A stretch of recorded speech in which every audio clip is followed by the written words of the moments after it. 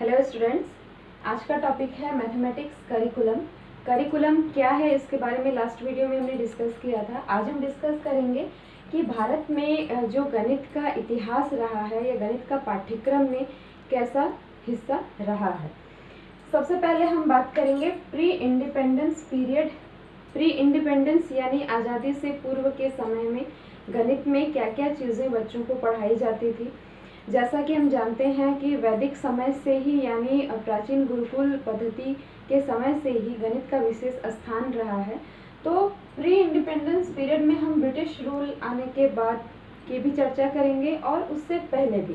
तो सबसे पहले गणित के बारे में अरिथमेटिक बेसिकली सबको बताया जाता था। मनी ट्रांजैक्शन यानी जो रुपए पैसों का लेन देन है उससे संबंधित नॉलेज दिया जाता था। जो ज्योमेट्रिकल शेप्स होते थे या ज्योमेट्रिकल फिगर्स डिफरेंट होते थे उनका नॉलेज बच्चों को दिया जाता था। और मेजरेबल यानी मेजरमेंट जो यूनिट्स होते हैं उन यूनिट्स की जानकारी दी जाती थी।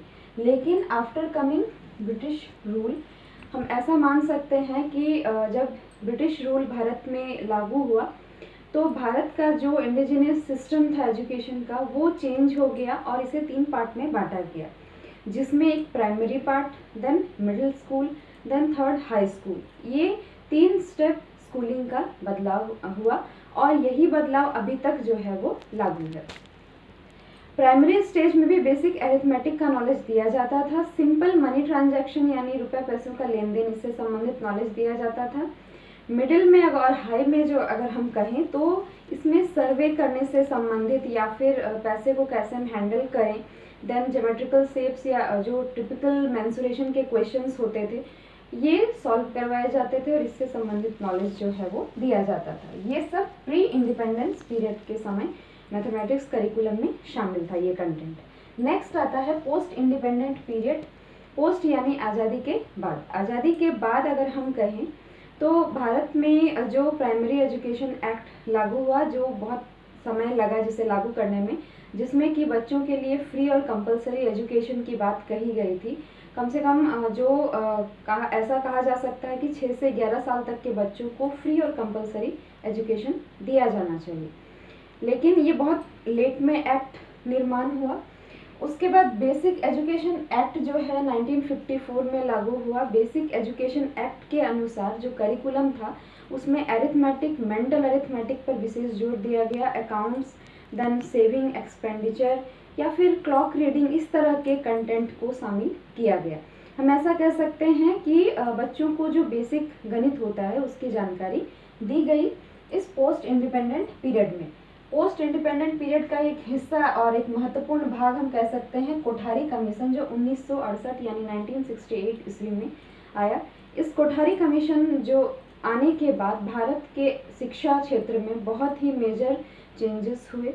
इसमें एक सबसे बड़ा चेंज ये था कि इसमें 1 to 10 तक एक लेवल का जो है पूरे नेशनल लेवल में एक जैसा पाठ्यक्रम का निर्माण किया गया। यानी क्लास 1 to 10 तक जो नेशनल लेवल का एक पैटर्न जो है वो पूरे राष्ट्रव्यापी जो पाठ्यचर्या होता है वो तैयार किया गया। साथ ही साथ 10+2+3 का कॉन्सेप्ट जो है ये लागू हुआ पूरे देश के लिए। 10+2+3 का कॉन्सेप्ट यानी अगर बच्चे शिक्षा ग्रहण कर रहे हैं तो 10 तक बेसिक शिक्षा, देन +2 इंटरमीडिएट के लिए एंड +3 जो है बैचलर कोर्सेज के लिए समय निर्धारित किया गया।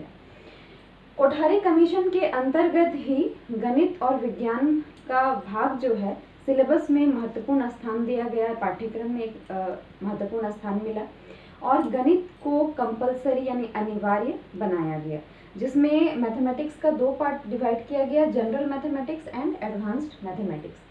जनरल मैथमेटिक्स जो है ये सबों को पढ़ना अनिवार्य था।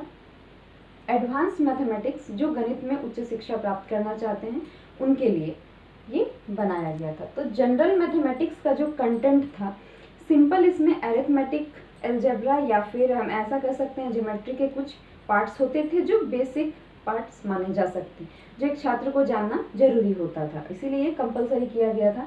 वहीं एडवांस मैथमेटिक्स में क्वाड्रेटिक इक्वेशंस, इंटीग्रल्स, इंटीजर्स या जो अरिथमेटिक का हायर पार्ट हम कह सकते हैं कोऑर्डिनेट ज्योमेट्री इत्यादि भाग को शामिल किया गया था। तो इस तरह से सिलेबस का फॉर्मेशन किया गया था। लेकिन इस सिलेबस के अनुसार भी देखा गया कि छात्र जो है मिडिल क्लास में या फिर जो प्राइमरी स्टेज में ही छात्र जो है ड्रॉप आउट होने लगे, यानी पढ़ाई छोड़ने लगे या फिर पास नहीं होने लगे। तो इसके बाद तय किया गया कि हम और करिकुलम में क्या चेंजेस ला सकते हैं, कैसे हम रिफॉर्मेशन कर सकते हैं। Okay, thank you.